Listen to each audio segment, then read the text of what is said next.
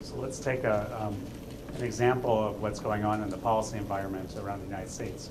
One of the things that was brainstormed was this whole idea of Common Core standards. And if you're paying attention to the 50 states, it's an amazing time as a education policy wonk to watch what's going on in terms of establishing standards of what young people should know and be able to do, what teachers should know and be able to do, what leaders in schools should know and be able to do.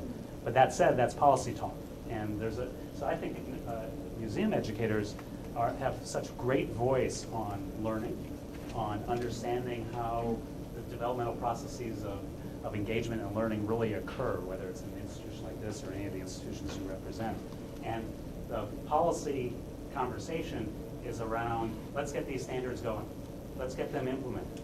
Let's go put them forward in state houses across the country and through federal support.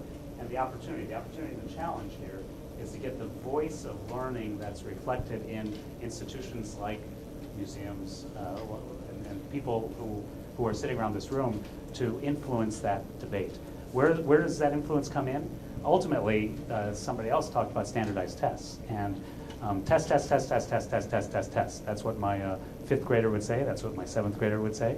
And so the question is, as we start to reflect on where we're going to go in this high stakes testing environment, there's going to be an opportunity to actually get to some of these other concepts: resilience, grit, strength, to be able to stand up and stick-to-itiveness, I think is the word I would say. And so how do you get the voice of educators who are both in schools and out of school to actually influence that debate? I think the opportunity is going to happen in the next couple of years.